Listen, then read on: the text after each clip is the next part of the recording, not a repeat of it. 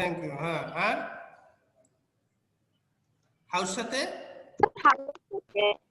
হাউয়ের সাথে অ্যাডজেক্টিভ বসে। হাউস সাথে অ্যাডজেক্টিভ বসে। কিভাবে?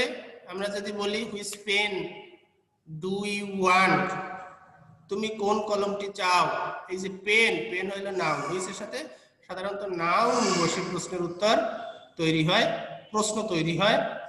আর হাউয়ের সাথে adjective, how old are you, how old are you, তোমার বয়স কত। ওল্ড হয়েছে অ্যাডজেক্টিভ। ডিয়ার স্টুডেন্টস, আমরা ডব্লিউএস এর দেখতে পাইলাম। পরে অক্সিলিয়ারি ভার্ব। অক্সিলিয়ারি ভার্বের 4টে ফরমেশন, 4টে প্রকার কতদিন বলেছিলাম, তোমার কি মনে আছে? এটা পদ্মার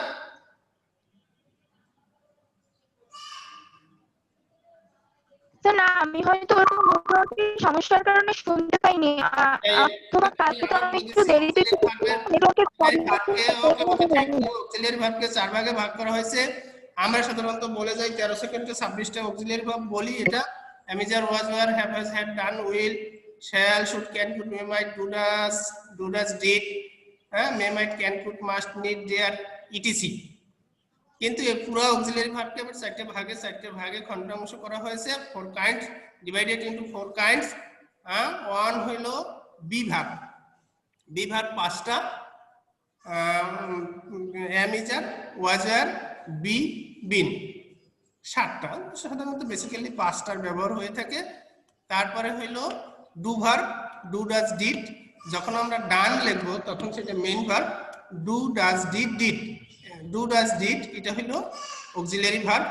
আমরা যদি কোনো সেন্টেন্সকে নেগেটিভ করি, অ্যাসার্টিভ সেন্টেন্সকে, তখন যদি সেন্টেন্সে অক্সিলিয়ারি ভার্ব না থাকে তখন অক্সিলিয়ারি ভার্ব হিসেবে আমরা ডু ডাজ ডিড এর সাহায্য নেই।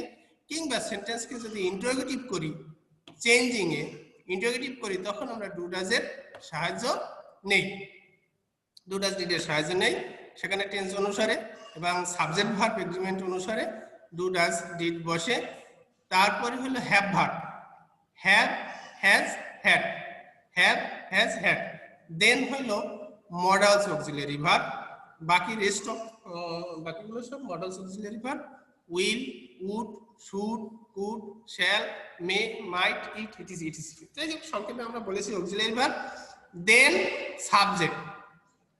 সাবজেক্টকে, টোটাল সাবজেক্টকে আমরা 9 ভাগে চিহ্নিত করেছিলাম। 9টা সাবজেক্টে চিহ্নিত করেছিলাম। যে পৃথিবীতে ইংলিশ গ্রামারে যত সেন্টেন্স রয়েছে সব সেন্টেন্সগুলোই এই 9টা সাবজেক্টের উপরে নির্ভর করে, বেসড অন দ্য 9 সাবজেক্ট। সেই সাবজেক্টগুলো আমরা ব্যবহার করি, বলি অহরহ। কিন্তু আমরা যদি একটু সিস্টেম করে ভাগ করে নিই বা সিস্টেম করে নিই, যেমন একটা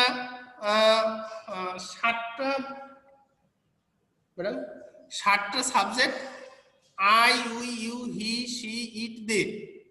দেন name one, name two. Name one মানে পৃথিবীর যত সিঙ্গুলার সাবজেক্ট, সিঙ্গুলার নাম আছে সব নেম অনের ভিতরে পড়বে। নেম অন, যেমন student, name on subject. Name, এত সাবজেক্টের নাম লিখে তো পড়া যাবে না, আমরা একটা ক্রাইটেরিয়ায় ভাগ করছি name on subject. Name on subject হইল যে কোনো সিঙ্গুলার নাম, যেমন স্টুডেন্টস। আর একটা হয়েছে নেম টু, মানে plural subject, plural name. Students, student, ছাত্র ছাত্রীরা। এরকম যত প্লুরাল সাবজেক্টের প্লুরাল যত সাবজেক্ট হবে সব নেম টু এর ভিতরে অন্তর্ভুক্ত হবে। সিঙ্গুলার যা হবে boy, boys, girls, girls, man, men, woman, women, এরকম যত আছে সবগুলো এরকম নেম টু এর ভিতরে পড়বে। তাহলে এই 9টা সাবজেক্টের ভিতরেই সকল সেন্টেন্স অন্তর্ভুক্ত থাকবে। এটা দ্বারা আমরা প্রশ্ন করেছিলাম। গতদিন আমি একটা কাজ দিয়েছিলাম তোমাদের পেজ নাম্বার 72-তে। অবশ্যই তোমরা এটা বাড়িতে করেছো। ইপা পোদ্দার বাড়িতে করেছো? জি স্যার, এটা বাড়িতে পড়েছি।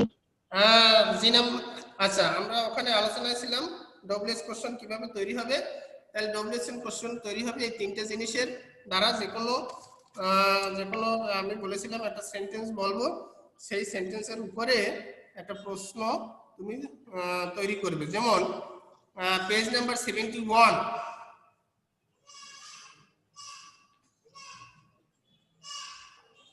পেজ নাম্বার 71 বের করেছো সবাই? Yes, sir.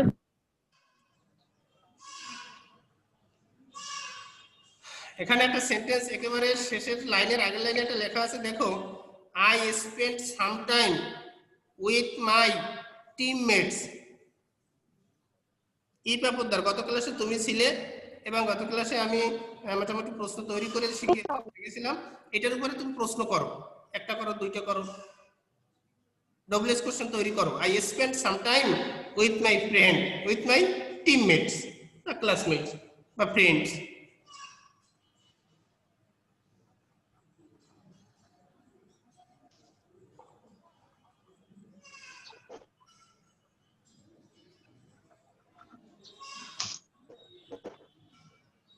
Sir, I spent some time with my teammates. এটা দিয়ে প্রশ্ন করব। এইটার উপরে ডব্লিউএস কোশ্চেন তৈরি করবে। যেমন সাবজেক্টের উপরে প্রশ্ন করতে পারো, তুমি অ্যাডজেক্টিভের উপর প্রশ্ন করতে পারো, ওই সিস্টেমে। You spend with your teammates. হ্যাঁ হ্যাঁ, জি আবার বলো। How much time do you spend with your teammates? Okay, thank you, খুব সুন্দর হয়েছে। How many times do I spend with my teammates. তাহলে এটার দ্বারা উত্তর থেকে প্রশ্নের বাংলা কি তৈরি হইলো? How many Times, many Times. এখানে মেনিটা হইলো অ্যাডজেক্টিভ, ওই যে বলেছিলাম হাউ এর সাথে অ্যাডজেক্টিভ যুক্ত হবে। নিশাত জাহান, ঐশী এবং তৌফিক আহমেদ, তোমরা কি শুনতেছ? Yes, sir. Okay okay, thank you. এভাবে আমরা প্রশ্ন করেছি এবং উত্তরটাও ঠিক এভাবে। আবার প্রশ্ন সাবজেক্টের উপর প্রশ্ন করতে হবে, সাবজেক্টের উপর প্রশ্ন করলে তখন সাধারণত সূত্র কিছুটা শিথিল হয়। যেমন who spend some time with his teammates, এরকম প্রশ্ন হতে পারে। ডিয়ার স্টুডেন্টস, তৌফিক আহমেদ, আমরা একটু এইচডব্লিউ তে যাই। তুমি কি পেজ নাম্বার 72 এর জি নাম্বার পারবে?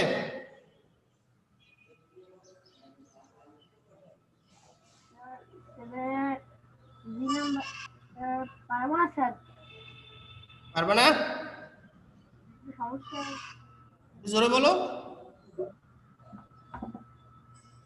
আচ্ছা, পারবা পারবা, এর সব হয়েছে প্রেজেন্ট ইনডেফিনিট টেন্স। ঠিক আছে, এখানে যদিও does Arun does do this things, অরুণের একটা কাহিনী বলা হয়েছে, তুমি প্রাথমিকভাবে সরাসরি অরুণের কথা হতে হবে এরকম কোনো দেওয়া নাই। এখানে দেখো লিখেছে হি গেটস আপ, সে 6টায় ঘুম থেকে ওঠে। সে যদি 6টায় ঘুম থেকে না ওঠে তাহলে হবে ডাজ নট, আর না হয় ভার্বের সাথে এস হবে। সব কয়টা subject third person singular number এবং প্রেজেন্ট টেন্স, এজন্য সবগুলোর সাথে এস যুক্ত হবে। যদি তুমি নেগেটিভ করো সেই ক্ষেত্রে ডাজ যুক্ত হবে। দুইটা প্র্যাকটিস এখানে পুরো দেখানো হয়েছে। যেমন he gets up 6 o'clock, maybe এটা কোশ্চেন নাম্বার 1। আর he doesn't practice on Fridays, কই এটা কত নাম্বার?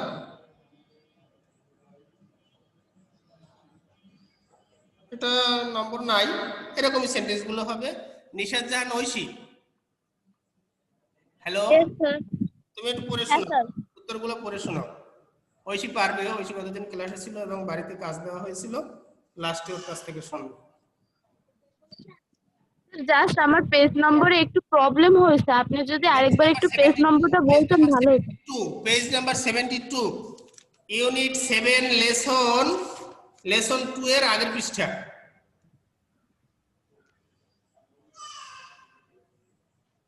ক্লিয়ার করতে পেরেছো?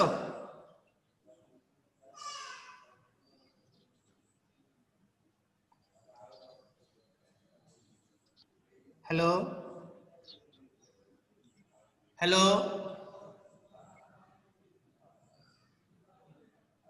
Yes sir. হ্যাঁ বলো।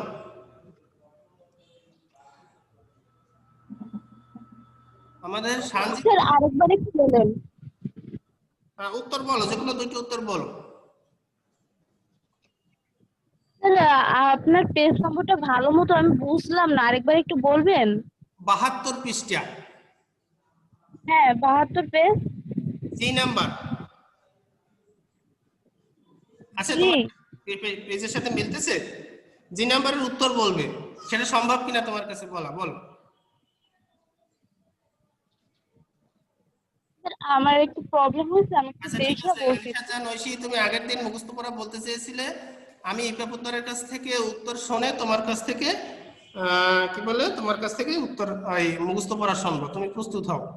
কি যেন পড়া ছিল, ফার্মার নাকি রেনি ডে? আচ্ছা ইপাপুত্তর, ইপাপুত্তর, হ্যালো হ্যালো, শুনতে পাচ্ছেন? হ্যাঁ তুমি উত্তর বলো, কুইক বলো, সময় আমরা একটু অন্যটা আলোচনা করবো এই উত্তর শোনার পরে। উত্তর বলো তাড়াতাড়ি। He does not get up at school. হ্যাঁ He does not go to school by bus. ওকে, বলে যাও। স্যার আমার এখন আমি বলতে পারবো। He jogs in the morning. Okay, thank you. Morning shows the day, একটা He wants থ্যাংক ইউ ইপাপুত্তর। একটা কথা আছে, মর্নিং শোজ দ্য ডে, অর্থাৎ উত্তরমূলক প্রথমে চেনা যায়, অর্থাৎ তুমি উত্তর পারবে সেটা বোঝা যাচ্ছে। এটা আমার একসাথে প্র্যাকটিস করেছে এবং তোমাকে ধন্যবাদ। আমরা আজকের কি বলে এটাকে পার্টস অফ স্পিচের ফরমেশন আলোচনা করার কথা ছিল। ফরমেশন বলতে আমরা যেরকম ডব্লিউএস কোশ্চেন করেছি সেইভাবে প্যাসেজের পার্টস অফ স্পিচ কিভাবে চেনা যায় সেইটা তোমাদের আমি গতদিন এইচডব্লিউ দিয়েছিলাম। এইচডব্লিউ দিয়েছিলাম পার্টস অফ স্পিচকে দুই ভাগে ভাগ করা হয়েছে, একটা বেসিক, একটা মেজর আর নন মেজর। মেজর হইল যে ওয়ার্ডকে চেঞ্জ করা সম্ভব, এবং গতদিনে আমি তারা ভালো করে শুনবে, গতদিনে আমি লিখেও দিয়েছিলাম, যেমন বিউটি নামক একটা শব্দ, সেটাকে চেঞ্জ করেছিলাম বিউটি নাউন, বিউটিফুল অ্যাডজেক্টিভ, এবং বিউটিফাই ভার্ব, বিউটিফুললি সেটা হলো অ্যাডভার্ব। এই চারটা পরিবর্তন করা সম্ভব, বাকি চারটা যে পার্টস অফ স্পিচ সেটা পরিবর্তন করা সম্ভব নয়। যেমন হিকে ইন্টারজেকশন বানানো সম্ভব নয়, কিন্তু কনজাংশন বানানো সম্ভব নয়, কিন্তু এন্ডকে প্রনাউন বানানো সম্ভব নয়, এরকম একটা বিষয়। শুধু এখানে পরিবর্তন হবে। এই চারটে বিষয় আমরা আলোচনা করবো। আমি একটু সংক্ষেপে বলতে চাই, কালকে লিখে দেখাবো। যেমন শব্দের শেষে যদি tion ment ship hood, tion on tion ment ship hood ইত্যাদি সাধারণত থাকে, সেই শব্দ সাধারণত আমরা নাউন হিসেবে জানবো। তারপরে দেন অ্যাডজেক্টিভ, অ্যাডজেক্টিভের একটা বাংলা ব্যাখ্যা রয়েছে, দোষ গুণ অবস্থার সংখ্যা পরিমাণ যদি বুঝায় শব্দের সাথে, যদি এটা হলো বাংলা, ইংলিশটা হলো শব্দ, আর নাউনের বাংলা হয়েছে যদি ত প্রকাশ করে, তাহলে নাউন হবে অ্যাডজেক্টিভ, দোষ গুণ অবস্থার সংখ্যা বিশেষণ, দ্যাট মিনস অর্থাৎ দোষ গুণ অবস্থার সংখ্যা প্রকাশ করে, অবস্থা প্রকাশ করে, তখন সেটা অ্যাডজেক্টিভ হবে। এবং ইংলিশে হইল in, in, dis, mis, less, ness, ful ইত্যাদি। এরপরে verb, verb is a doing word, আমরা একদিন আলোচনা করেছিলাম। ভার্ব, ভার্ব শব্দটা আমরা যে ওয়ার্ড দ্বারা সাধারণত করা করি বুঝাবে, ডুইং ওয়ার্ড, যে প্যাসেজে যে শব্দটা পাবো প্রত্যেকটা সেন্টেন্সে একটা করে মেইন ভার্ব অবশ্যই থাকবে। যদি অক্সিলারি ভার্ব থাকে তাহলে সেটা মেইন ভার্ব হিসেবে থাকবে, এটা মনে রাখবে। One single verb one sentence, অন্য কোনো পার্টস অফ স্পিচ একটা সেন্টেন্স হিসেবে প্রকাশ পেতে পারে না, শুধুমাত্র ভার্ব ব্যতীত। যেমন আমরা বলি স্টপ, থামো, গো, যাও, এটা একটা sentence. One word, single sentence, অথবা সিঙ্গেল ওয়ার্ড মিন্স সাবজেক্ট, অর্থাৎ ভার্ব অর্থ করাকরি বোঝায়। ইংলিশে এগুলো আমরা সাধারণত থাকে, যেমন শিওর, এনশিওর, কাম, বিকাম, তাহলে দুইটা শব্দ পাইলাম কি, এন, বি, হ্যাঁ, আবার শেষে ইউ, শেষেও ইএন বসে, যেমন ব্ল্যাক, ব্ল্যাকেন, কালো করা, লাইট, এনলাইট, আলোকিত করা, এন, এন পূর্বেও বসবে, সামনেও বসবে, বি বসবে, আই এস ই, ন্যাশনালাইজ, জাতীয়করণ করা, মেমোরাইজ, মুখস্থ করা, এরকম ওয়ার্ড আছে, এগুলো আমি কালকে লিখে দেব। আর বেসিক্যালি অ্যাডভার্বের বিস্তর ব্যাখ্যা নাই। অ্যাডভার্বের বস্তুত সাধারণত সেন্টেন্সের গঠন অনুসারে তারতম্য বা পরিবর্তন ঘটে। সেই ক্ষেত্রে আমরা সাধারণত একটা ওয়ার্ড দ্বারা আইডেন্টিফাই করে থাকি যে সকল ওয়ার্ডের শেষে এলওয়াই যুক্ত থাকে এবং বাংলা অর্থ ভাবে প্রকাশিত হয়, বাংলা অর্থ ভাবে প্রকাশিত হয়, তাকে আমরা অ্যাডভার্ব বলি। আজকের গতদিন তোমাদের আমি রিডিং করে দিয়েছিলাম, আজকে তোমাদের সাথে আমি মৌখিক আলোচনা করলাম এবং আগামী ক্লাসে আমি এটাকে বোর্ডে লেখাইয়ে দেখাবো। এরপরে আমি তোমাদের বাড়ির কাজ দেই। বাড়ির কাজ হলো এখানে একটা ডায়লগ আছে, দেখো পেজ নাম্বার 74 এ। এটা হয়েছে ডি নাম্বার আর জি নাম্বার। ডি আর জি এই দুইটা তোমরা ভালো করে বাসায় পড়বে। সবাই কি বুঝতে পেরেছো? হ্যালো হ্যালো, তোমরা সবাই আনমিউট কেটে দাও, মুট করো। বুঝতে পেরেছো? 74 পৃষ্ঠার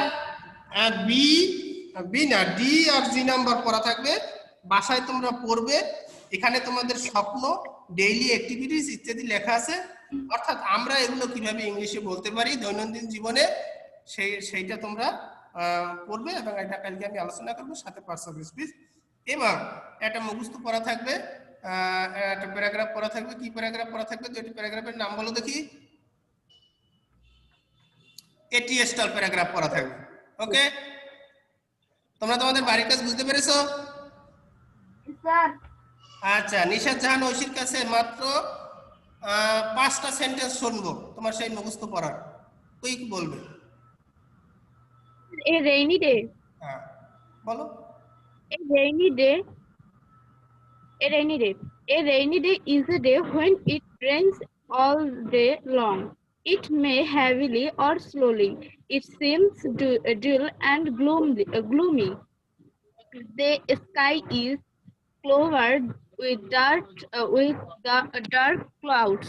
Clouds fly here and there in the sky.